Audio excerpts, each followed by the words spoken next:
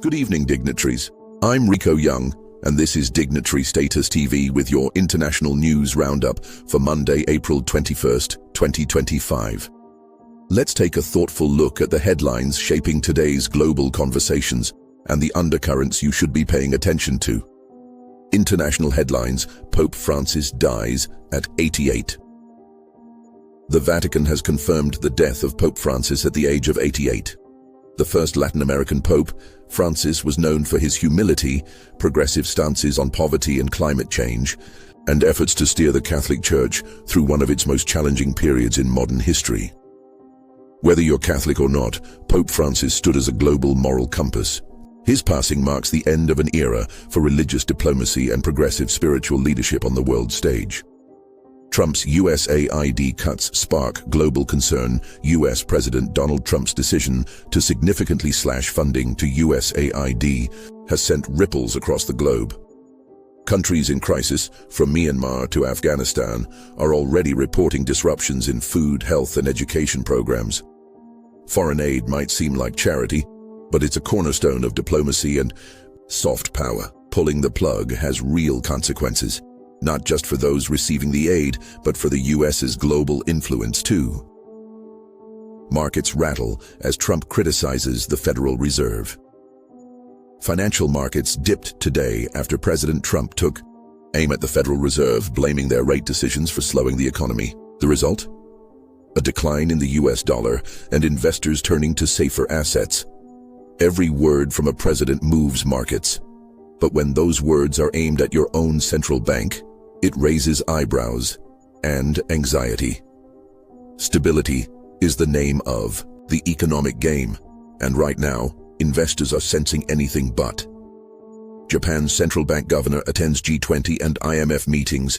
Kazuo Ueda, governor of the Bank of Japan, is currently in Washington, D.C., attending high-stakes meetings with G20 finance ministers and IMF leaders. Discussions are expected to revolve around inflation control, debt, and global recession fears.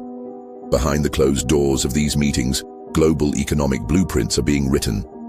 What's decided here will affect interest rates, investment, flows, and job markets worldwide, including right here in the Caribbean.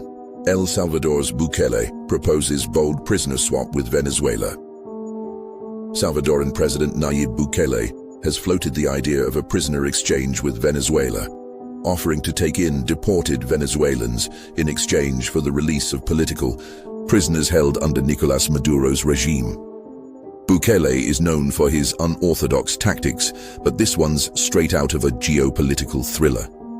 If it works, it could signal a new kind of diplomacy between Latin American nations. Practical, public, and bold.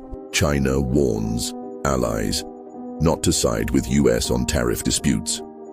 Beijing has issued a warning to countries contemplating support for the US in the ongoing trade war, cautioning them against what it called appeasement diplomacy and urging neutrality in global trade discussions.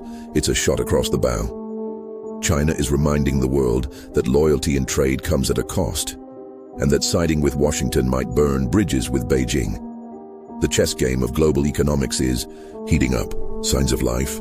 Scientists detect promising molecules on exoplanet K2-18b.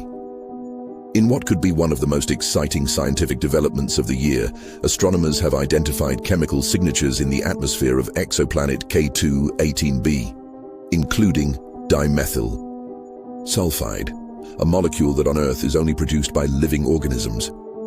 Now, this isn't confirmation of alien life, but it is a clue. And in the world of space exploration, every clue pushes us closer to answering the big question: are we alone?